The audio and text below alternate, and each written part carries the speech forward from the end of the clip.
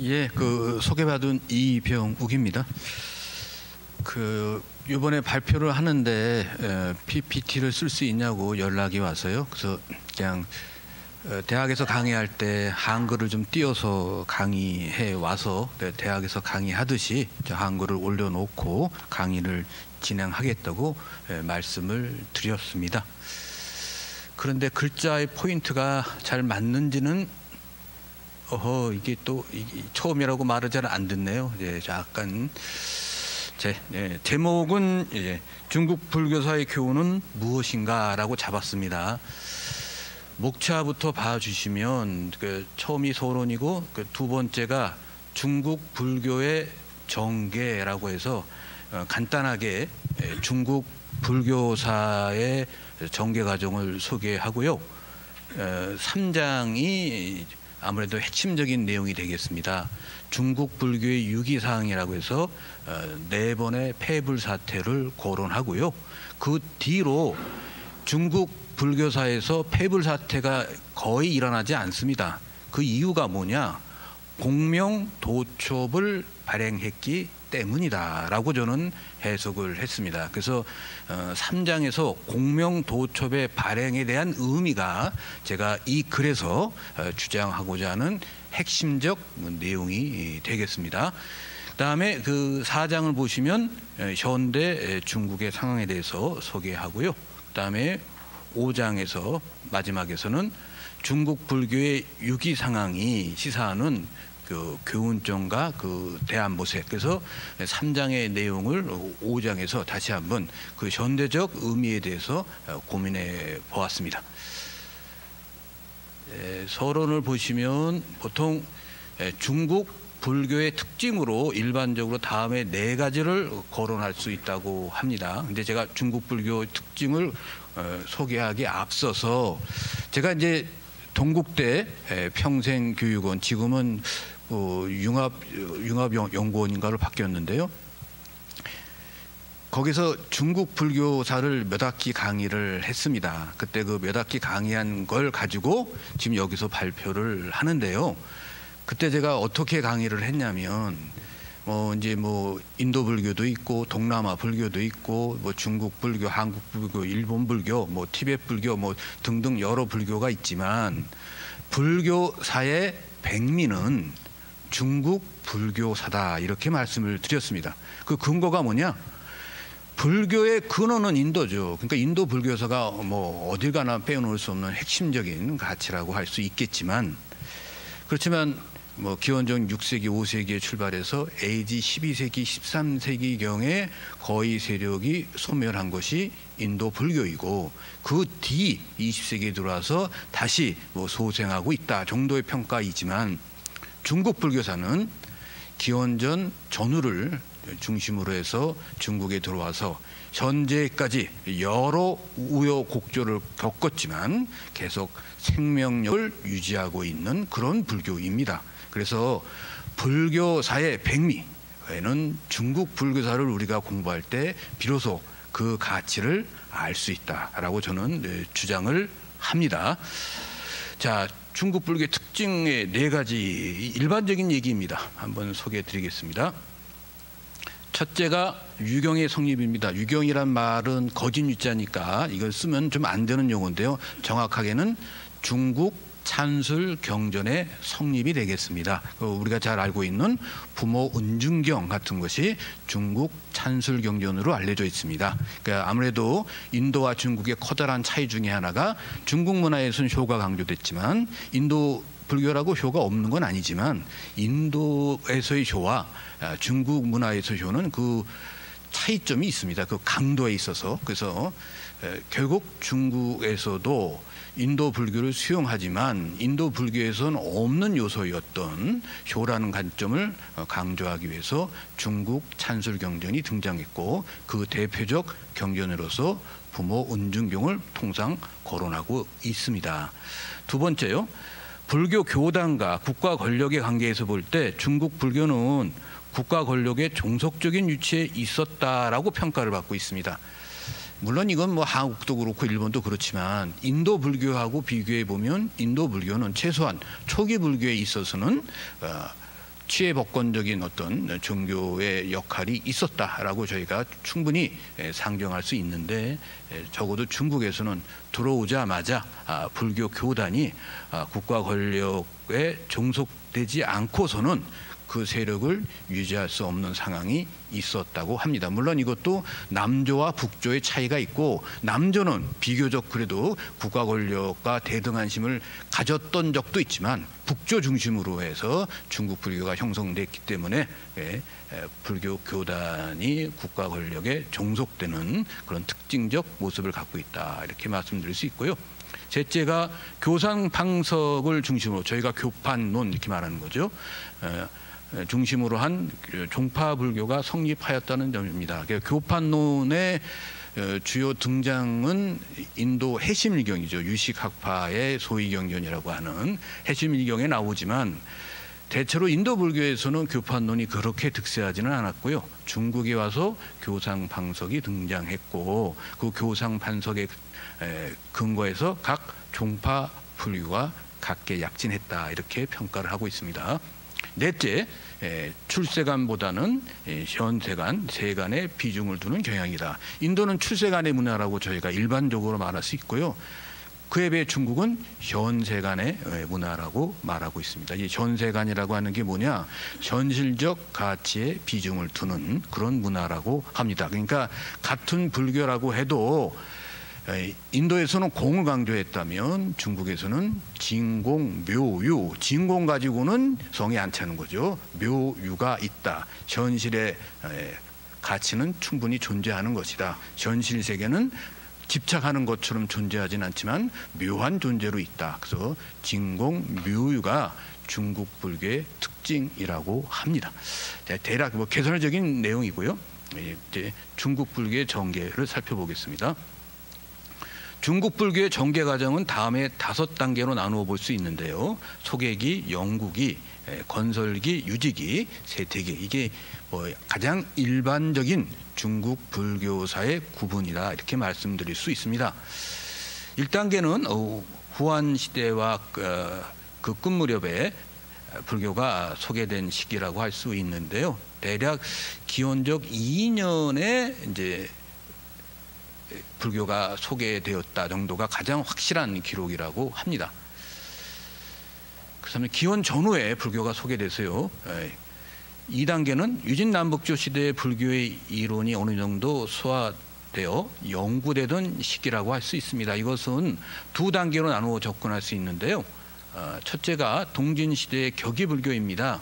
격이불교라고 하는 것은 인도 불교를 제대로 이해하지 못하고 중국의 사상, 주로 노자나 장자의 사상에 통해서 우회적으로 이해한 것이라고 평가받는 것입니다. 그러니까 중국 불교의 특징이 격이불교라고 하는 건데요. 격이불교라고 할 때 이 격자가 틀격자입니다. 그러니까 중국 사상의 틀로 인도 불교의 공사상을 수용했다, 이렇게 저희가 말하는 것을 격이불교라고 합니다. 이 격이불교라고 하는 것은 특수한 것이 아니라 문화를 처음 접할 때 일어나는 보편적 현상이라고 할 수 있습니다. 인도의 공사상을 중국적 사유에서는 이해하기 어려우니까 가장 친숙한 사유였던, 그리고 비슷했던 노자와 장자의 사상을 통해서 일단 인도의 공사상을 수용한 뒤에, 그 다음이죠, 남북조 시대에 접어들면서 인도 불교 여러 학파 불교가 연구되었습니다. 여기에는 열반종, 성실종, 지론종, 섭론종, 뒤에 삼론종. 그래서 지론종, 섭론종은 유식학파고 삼론종은 중간학파잖아요. 인도의 중간 유식학파, 이렇게 이런 유형의 이론 불교가 소개되고 소화되었습니다. 이러한 단계를 거치면서 중국 불교는 자신의 색깔을 분명히 드러나게 되었습니다. 그래서 이제 세 번째로 가면 3단계는 수나라와 당나라 시대에 중국 불교의 독자적 종파를 세운 시기라고 합니다. 그래서 중국 불교의 전성 시대라고 저희가 말씀드릴 수가 있겠죠. 이 시기에 중국 불교는 화려하게 꽃피울 수 있었습니다. 불교는 남조와 북조에서 각각 독립적으로 발전하였는데, 수나라와 당나라 시대에 이르러서 불교가 외래 종교의 범죄에서 벗어나서 중국 민족의 문화 속에 융합되어 중국인의 종교가 되었다고 합니다. 일반적으로 4개의 종파를 거론하는데요. 4대 종파, 천태종, 화엄종, 서원종, 정토종. 하나 더 써라 그러면 밀종, 밀교까지 포함하는 경우도 있습니다. 만약에 3대 종파 그러면 정토종을 제거하고 천태, 화엄, 선 이렇게 얘기하죠. 그래서 선과 정토종은 실존불교의 맥락에 속하고, 특히 정토종은 대중불교적 요소가 강하고, 천태나 화엄은 불교 철학의 꽃이다. 뭐 이렇게 널리 언급되고 있습니다. 4단계는요. 송나라 시대에서 명나라 시대까지 이르기 그 불교 세력이 유지되던 시기라고 할 수 있는데요. 그러니까 송나라, 원나라, 명나라가 각각 조금씩 다릅니다. 그래서 송나라 때는 소위 불교와 중국 민중 어떤 이념과 서로 결합됐다라고 말할 수 있고요. 그래서 우리가 널리 알고 있는 포대화상 뭐 이런 것도 다 송나라 때 등장한 것이라고 알려져 있고요. 원나라 때 어쨌거나 그 승려가 100만 명에 이르렀다라고 하는 기록이 있습니다. 물론 그건 과장된 기록이겠습니다만은 그 정도로 불교가 세력을 유지했고요. 명나라 때 가서는 명태조가 불교를 억압하려고 했습니다만은 그것이 그대로 유지되지는 않았고, 명말에 가면 저희도 잘 아는 명말의 4대 학승이 등장하죠. 그래서 송대부터 명대 이르기까지는 어느 정도 세력이 유지되던 시기다 이렇게 말씀드릴 수 있고요. 5단계는 청나라 시대의 불교의 세력이 점차 약화되어 가던 세태기라고 말씀드릴 수 있겠습니다. 중국의 지배자가 된 만주족의 청나라는 유교적 규범에 의해서 중국인을 통제하려고 하였기 때문에 불교나 도교 등을 이단으로 판정하고 경계하였습니다. 그래서 불교가 완전히 중국 사회에서 사라진 것은 아니지만 어떤 그 세력, 힘을 발휘하기에는 매우 어려웠던 상황이 청나라 불교라고 말씀드릴 수 있겠습니다. 3장입니다. 중국 불교의 위기 상황, 폐불과 공명 도첩의 발행. 제가 말씀드렸죠. 제 글에서 가장 핵심적인 내용이라고요. 그러면 이제 4차례 폐불이 있었는데요. 북위의 폐불, 북주의 폐불, 회창의 폐불, 후주, 세종의 폐불이 있고요. 그 다음에 송나라 시대와 그 이후 공명 도첩의 판매. 그래서 4번의 폐불 이후 아마 중국 황실도 뭐 이렇게 바보가 아니니까요. 불교를 탄압해서만은 좋을 게 없다. 그래서 공명도첩을 판매해서 그래서 이거 가지고 재정의 문제는 충당하고 불교와 아주 본격적인 마찰을 빚지 않았던 걸로 해석이 됩니다. 그리고 6. 공명도첩 등의 판매에 관한 불교사적 의미가 되겠습니다. 1번부터 보겠습니다. 북위의 폐불. 중국 불교에서 발생한 첫 번째 불교 탄압은 북위의 태무제의 폐불 사건이라고 할 수 있습니다. 그래서 태무제 때 대략 최호, 재상이었던 최호가 있고 또 도교 신천사도의 창시자 구겸지가 있는데 이 둘이 모의해서 불교를 탄압하도록 하였습니다. 446년에 태무제가 반란을 일으킨 개호를 토벌하기 위해 장안으로 돌아가자마자 장안의 사원에서 승려의 비행을 발견하고 분노하였습니다. 이에 태무제는 최후가 제시한 주장, 곧 불교를 없애야 한다는 주장을 그 폐불이죠. 받아들여서 폐불의 조칙을 내렸습니다. 그래서 승려는 죽임을 당하고 불상과 경전은 불태워졌습니다. 그때가 446년 3월이라고 합니다. 불교 쪽의 기록을 보면 446년에 시작해서 불법을 훼손하고 없앴고 군사와 병사를 풀어서 사원을 약탈하며 통치하는 범위 안에 모든 승려를 환속시켰다고 합니다. 사원 근처에서 방하는 사람은 그런 사람이 있다면 사람을 파견해서 모두 체포하고 잡히면 참수했다고 합니다. 그래서 사원 안에는 2번 다시 스님이 존재할 수 없었다라는 기록이 있습니다. 물론 불교 쪽에서 좀 더 과장해서 서술할 가능성은 있는 기록이지만 그래도 상당히 많은 탄압을 받았겠구나 하는 것은 우리가 알 수 있습니다. 북주의 폐부입니다. 그러니까 우리가 남조 북조 할 때 북조가 북이가 있고요. 북이가 이제 동이 서이로 나눠서 그 서이가 북주로 이어집니다. 중국 불교사에서 일어난 두 번째 불교 탄압은 북주의 무제에 의해서 이루어졌습니다. 그럼 무제는 어떤 임금이냐? 상당히 현명한 황제였다고 합니다. 무제는 북제를 정벌하기 위해서 부국 강병책을 추구했는데요. 그 가운데 하나로서, 그 사업의 하나로서 불교 사원을 정리하고 사원 소유의 땅으로 국가 재정을 튼튼하게 하려고 하였습니다. 또 타락한 불교의 승려를 숙청하였고 불교 교단을 정리하고 탄압했다라고 불교사에 소설되어 있습니다. 북주의 불교 탄압 사건의 경우는 8개 주에서 4만여 개의 사원을 귀족의 저택으로 사용하도록 하였고 수많은 경전을 불태웠고 불교 승려 300만 명을 환속시켰다. 이렇게 기록에 남아 있습니다. 불교 탄압 기간은 5년이었지만 이것이 불교계에 준 영향은 매우 컸다. 그래서 사상적으로나 경제적으로 매우 컸다고 말씀드릴 수가 있겠습니다. 그 다음에 이제 당나라 때 일어난 폐불이죠. 회창의 폐불입니다. 회창의 폐불은 당나라 무종에 의해 회창 2년 842년에 시작되었습니다. 이때 승려 가운데 도망병, 범죄자, 처자가 있는 분 그리고 계행을 닦지 않은 자는 환속하고 승려가 주술 이외의 요술을 행하는 것을 금지하고 승려가 사원의 문 밖에 나오는 것을 금지하고 승려의 사유재산을 몰수했다 이렇게 나오고 있죠. 그래서 회창 5년 845년 8월에는 회불사 륵 승리 환속제가 발표됐다고 하는데요. 한문을 뜯어보면 불사를 허물고 회죠. 승리 스님을 이렇게 억누르고 환속시키는 제도라고 할 수 있겠죠. 이때 약간의 예외 조항이 있습니다.를 두고 그 밖에 모든 사원은 파기하고 승려를 환속하도록 하였습니다. 약간의 예외는 제가 이제 저 발표문에 써놨는데요. 약 몇 개 사찰 말고는 다 그냥 파기했다는 겁니다. 대부분의 모든 사찰은 파기하고 승려는 환속하도록 하였습니다. 환속한 승려와 사원의 노비는 양세우가 이제 1년에 2번 세금을 내는 백성에 포함시켜서 세금을 내도록 하였습니다. 그렇죠?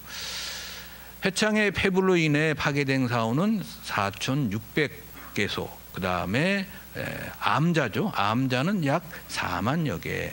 그 다음에 환속한 승려는 26만여 명. 사원의 땅을 사전을 몰수한 것이 수천만 경. 노비는 뭐 15만 명 뭐 이렇게 하니까요. 이는 전하는 기록마다 차이가 있습니다. 꼭 뭐 일치하지는 않지만 회창의 폐불로 인해서 불교계가 엄청난 피해를 입었다 하는 점은 뭐 같은 내용을 전한다고 저희가 해석할 수 있습니다.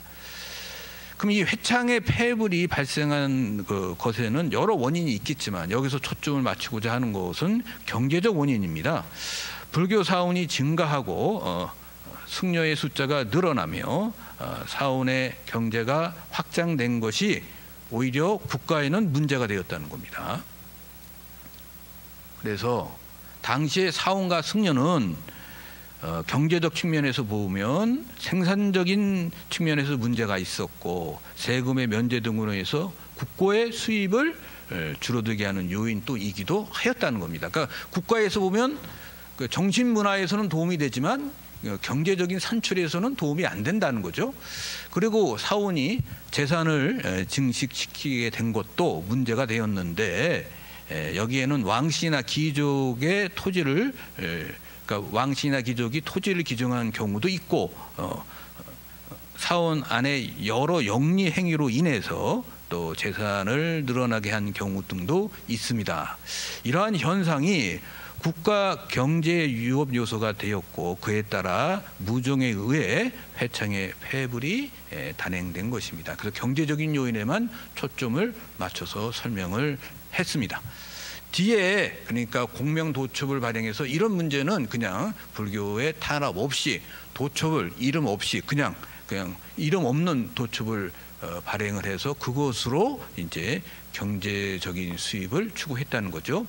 후주 세종의 폐부는 뭐냐면 당에서 송으로 넘어가기 전에 5대 전란이 있습니다. 그중에 한 나라가 후주고 후주에서 뛰어난 임금이 세종이라고 합니다. 후주의 세종은 5대 시대에 뛰어난 임금으로 평가받고 있고 송나라의 태조 조광운은 후주 세종의 정책을 기반으로 하였다고 합니다. 그러니까 그만큼 뛰어난 왕인데 이 뛰어난 왕 현덕 2년 5월에는 치객사원 곧 왕실에서 인정한 사원만을 허용하고 개인적으로 승려가 되는 것을 금지하고 출가할 때 조부모, 부모, 숙부의 허락을 받도록 하고 수계의식은 5개 도시의 계단에서만 하도록 했습니다. 아주 제한적으로 인정해 준 거죠. 그리고 이때 파괴되지 않고 남은 사원이 2694개 여기에 속한 비구가 42,000여 명, 비구니가 18,000여 명 등은 용인하였고 파괴된 사원이 약 3만 개 그리고 비구니 수십만 명이 환속했다는 거죠. 굉장한 탄압 사건이었다고 합니다. 또 세종은 불상을 회수해서 동전을 만드는 것에 대해서 불편히 여기는 신하들에 대해 다음과 같이 말했다고 합니다. 왜냐하면 신하들도 불교인들이 있을 거 아닙니까? 그 불교 탄압하니 결국 기분이 좋지 않았겠죠. 그랬으니까 어떤 식으로 얘기했냐면 이 얘기가 참 재밌어요. 경들은 불상을 훼손한다고 의심하지 말라. 부처는 선한 도리를 가지고 사람을 교화하는 존재이니 진실로 선에다 뜻을 두면 이것이 부처를 섬기는 것이다. 저 구리는 구리로 만든 모양이 어찌 부처이겠는가. 또 내가 듣기로는 부처는 사람을 이롭게 하는 존재라고 하니 불교 신도라면 오히려 머리나 눈을 버려서라도 보시해야 할 것이거늘 만약 짐의 몸으로 백성을 구제할 수 있다면 역시 아까워할 것이 아니다라고 말을 해서 결국 이 사람이 말을 하는 것은 자기가 불교 탄압을 하는 것이 아니라 불교의 이치대로 자기는 정치를 하는 것이다라고 이렇게 변명을 하고 있습니다. 이러한 내용은 후주 세종이 폐불에 관한 명령을 내렸지만 이는 참된 불교의 정신을 손상하는 것이 아니라고 변명하는 것이 되겠습니다. 이상 4번의 폐불 사태가 있었는데요. 이제 그 다음에 송나라 때부터는 이런 폐불 사태가 없어집니다. 그러니까 송나라 시대와 그 이후에 공명 도첩의 판매에 대해서 알아보겠습니다. 앞에서 중국 불교사에서 4차례 일어난 불교 탄압 사건 곧 폐불에 대해 살펴보았는데 송나라 시대에 들어서면서 새로운 접근 방식이 나타납니다. 그것은 송나라 황실에서 재정 위기에 닥쳐서 공명의 도첩과 자의대사라는 호칭을 판매하였다는 겁니다. 그러니까 도첩을 판매하였다는 거예요. 그럼 도첩은 뭡니까? 이렇게 물어보시면 도첩은 득도한 사람에게 경전시험을 통과하면 부여하는 자격증이었고 승려는 도첩을 받으면 성인에게 부과되는 모든 세금과 노역을 면제받았습니다. 이 때문에 도첩은 상당한 경제적 가치가 있는 것인데요. 그러니까 도첩은 스님이 되는 자격증이죠. 승가에 합격해서. 그러면 여러 가지 경제적인 이득을 추구하지 않아도 얻을 수 있는 그런 어떤 신분증이었는데 그러나 성명 등이 없는 도첩, 곧 공명도첩이라는 게 빌공자 이름 명체잖아요. 이름이 없는 도첩이에요. 무기명 수표 이런 거죠. 살 수 있게 되었고 이러한 도첩을 수여한 사람은 더 이상 머리를 깎고 가설을 걸칠 필요가 없었습니다. 부유한 사람들은 여러 개의 도첩을 사기도 하였습니다. 그것은 승려가 되기 위해서가 아니라 특권을 누리기 위해서였습니다. 이렇게죠. 도첩은 일종의 국채처럼 재산의 형태로 소유되기도 하였습니다. 이는 가격만 맞으면 이제 팔 수 있었습니다. 그래서 송나라 때는 여러 차례 그 도첩을 판매했습니다. 그러면 언제부터 공명의 도첩을 판매하였는가요? 송나라 신정 1067년부터 공명의 도첩을 판매하기 시작을 했고요. 중간에 뭐 이래서는 안 된다 해서 시정한 적도 있지만 그건 약간 뭐 잠깐의 시기였고 전반적으로는 모든 송나라 시기에 도첩을 판매했고요. 또한 공명의 도첩을 판매하면서부터 자위대사의 호칭도 팔기 시작했습니다. 가격은 공명 도첩의 가격보다 낮았는데 그것은 고객이 주로 승려에 한정되었기 때문입니다. 그 자위대사의 호칭은 출발은 측천무가 자기가 총애하는 승려 회의한테 준 것이 시초라고 합니다. 그것이 이제 송나라에 와서는 이제 자위대사 호칭도 팔고요. 여기에 두 자를 더 추가해서 팔거나 또는 네 자를 더 추가해서 파는 경우도 있다고 합니다. 명나라 시대에도 황실에서는 공명 도첩을 판매했습니다. 그래서 1414년 10월에 산서성, 섬서성에 기근이 발생하였는데 이 기근을 구제하기 위해 공명의 도첩 1만 개를 제작해서 좁쌀 10석에 팔도록 하였습니다. 그리하여 그 판매 비용으로 기근을 구제하는데 사용하도록 하였다고 합니다. 명나라 시대 이것 말고도 몇 차례 더 공명 도첩을 판매했습니다. 제가 이제 여기서 말씀드리고자 하는 핵심적 내용이 되겠습니다. 공명의 도첩 등의 판매에 관한 불교 사적 의미, 공명 도첩 등을 판매했다는 것이 갖고 있는 불교 사적 의미는 도대체 무언가에 대한 얘기입니다. 앞에서 살펴본 것처럼 중국 불교사에서는 4차례 폐불 사건이 있었는데 그 원인 가운데 하나가 여러 원인이 있었겠지만 경제적 요인이었습니다.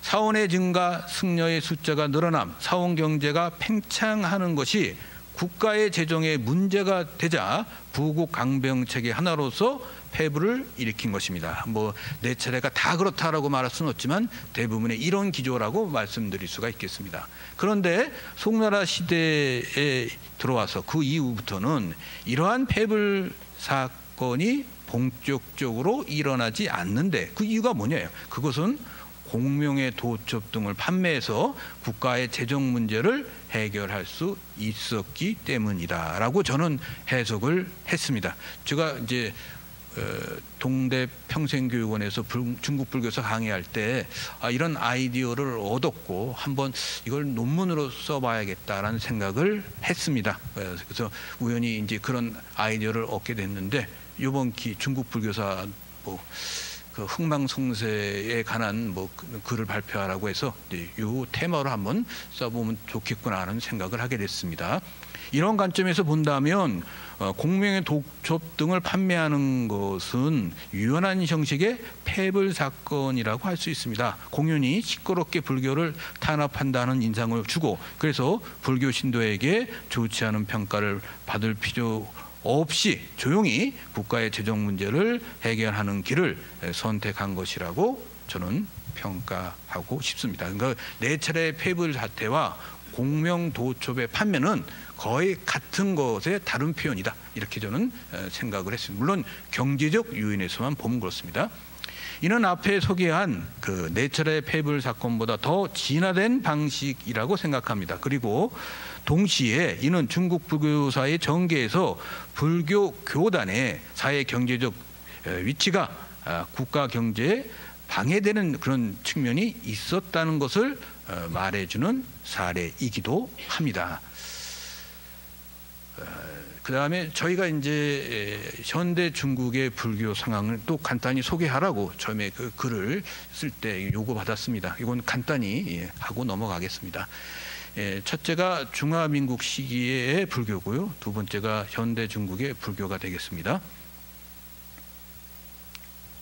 그래서 중화민국 시기의 불교는 1911년에 신해혁명이 일어나서 1912년에 청나라가 망하고 중화민국이 성립되었는데 이 시기의 불교계의 주요 과제 하나는 다음과 같습니다. 그것은 근대식 교육을 도입하기 위해 사찰의 재산을 활용하자고 또는 도교의 재산을 활용하자고 정부에서 제안을 하였고 이 제안이 묘산흥학이라고 불러요. 그러니까 생날강도죠 이것도. 아무튼 뭐 국가의 교육을 위해서 사찰의 재산을 우리 마음대로 쓰겠다 이런 거죠. 네. 이러한 제안, 이런 폐불이죠 일종의 폐불 사태에 대해 불교계에서는 사찰의 재산을 지키기 위해서 활동한 것이 이 시대의 불교계 활동의 주요 모습이다 이렇게 봤고요.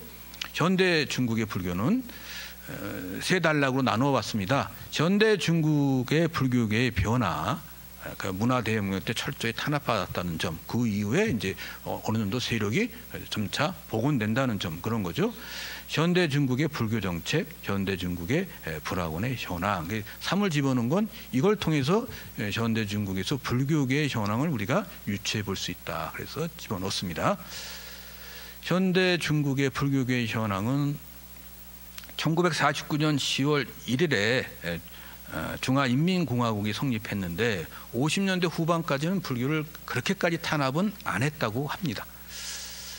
불교가 이용 가치가 있었다는 거예요. 중국 문화에서 중심 유치해 있고 그다음에 동남아시아나 뭐 이게 동아시아 다른 나라에서 불교가 널리 믿어지고 있기 때문에 외교에도 도움이 되고 또 사회주의 사상과 불교 사상에 공통점이 있다. 이렇게 해서 탄압을 그렇게 심하게 안 했는데요. 중국에서 1950년대 후반 특히 문화대혁명 1966년에서 1976년 10년 사이 기간 동안에 종교와 신앙에 대한 자유가 왜곡되고 짓밟혀 불교계의 여러 지도적 인물들과 일반 신도들이 박해를 받았습니다. 또 사원은 물론이고 불교와 관련되는 물건과 서들까지도 정도의 차이는 있지만 파괴되고 훼손되었습니다. 그러다가 1978년 11차 삼중 전회가 열리고서 그 이후부터 무시되었던 종교유저가 어느 정도 인정되어 신도들은 신앙생활을 할 수 있었고 파괴되었던 사원들도 점차적으로 복구되었다고 합니다. 2000년쯤에 오대산을 간 일이 있습니다. 근데 오대산을 간 이유가 오대산 대화엄사 청량국사 진간을 좀 이제 기리기 위해서 갔는데 대화엄사에 가서 거기 강백 같은 스님한테 여쭤봤어요. 진간을 아느냐? 이렇게 물어봤더니 그분이 진간을 모른대요. 대화엄사는 청량국사 진간 때문에 유명한 사찰인데 그저 뜨내기 스님이 아니라 뭔가 학생을 가르칠 것 같은 격조 있게 생긴 스님인데 모른다 그러더라고요. 그래서 야 해도 너무한다. 그리고 이제 저희도 이제 스님 모시고 갔기 때문에 사찰에 가서 차를 마시는데 그 스님이 안내서를 들고 왔어요. 저희한테 다 일행한테 돌렸는데 자기는 진간은 모르는데 청량국사는 안다.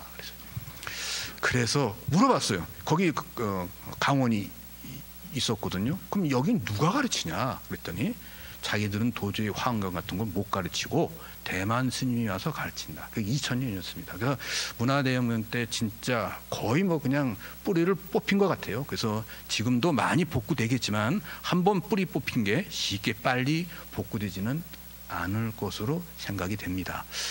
이건 넘어가고요. 현대 중국의 불교 정책은 시진핑 체제에서 불교의 중국화를 위해서 5개년 계획을 세웠는데 그 주요 내용은 8대 중점 사업이라고 합니다. 그 중에서 그 핵심이 뭐냐? 그러면 중국 공산당과 정부에서는 불교가 사회주의 정치 영역에서 벗어나지 않도록 통제하고자 하는 게 핵심적 의도라고 합니다. 그래서 정치 사상의 학습 시스템의 구축을 하고 있고요. 세대를 건너뛰고 그 다음에 불교 사상을 사회주의적 관점으로 해석하는데 특히 매진하고 있습니다. 뭐 이런 얘기들은 건너뛰죠.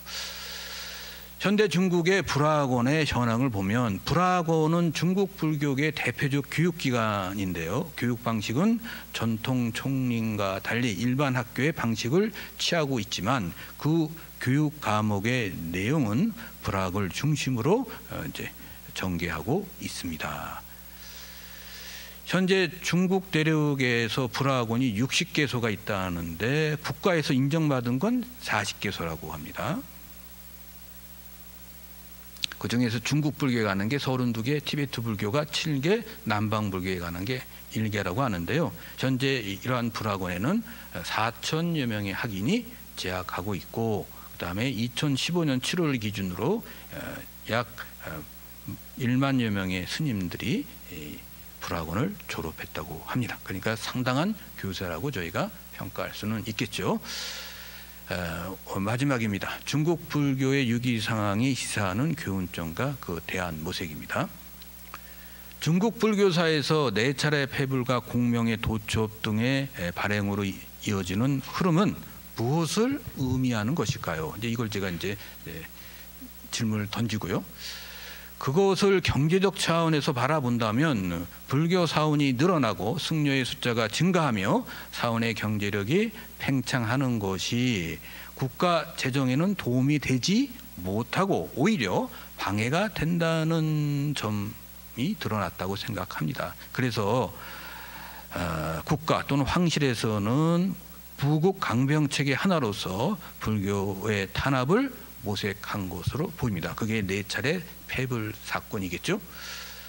거시적 관점에서 볼 때 이러한 불교의 탄압이 실제로 효과가 적었다고 판단하고, 왜냐하면 불교인들한테 인심만 얻고 실제로 나라 경제에 도움이 되는 건 적고 하니까요. 송나라 시대 이후로는 공명의 도첩을 발행하는 것으로 바뀌었다, 대체되었다라고 봤습니다. 그러면 우리가 이러한 역사적 사건의 흐름 속에서 무엇을 배워야 할 것인가요?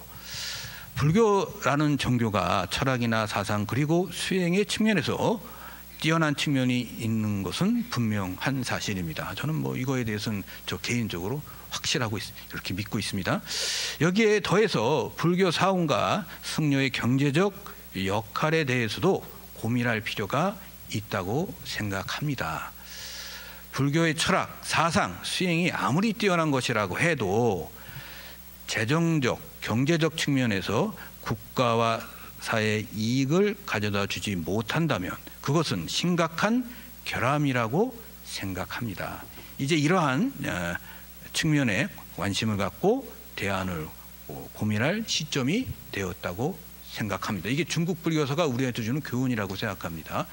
그 대안은 무엇이냐? 결국 불교 사원 경영의 투명성을 확보하는 것이고, 승려 개인이 국가와 사회에 도움이 되는 존재이어야 할 것이며, 나아가 불교 사원이 국가와 사회를 위해 봉사하는 단체로서 자리매김해야 할 것으로 요약될 것입니다. 더 없나요? 제가 이제 발표문에는 조금 더 있습니다. 발표문을 좀 봐 주십시오. 결론 부분인데요. 129쪽에 보면 대만의 불강산사와 자제공독회의 사례를 들었습니다. 그 불강산사와 자제공독회의 사례가 완벽한 사례라고 할 수는 없고 거기도 문제가 있긴 하겠습니다만은, 저희가 어떻게 사원 경영의 투명성을 이루고 국가와 사회를 위해서 봉사할 것인가 할 때 하나의 사례로서 우리가 자제공독회 또는 불강산사를 연구할 필요가 있다, 이렇게 써놨습니다. 예, 감사합니다.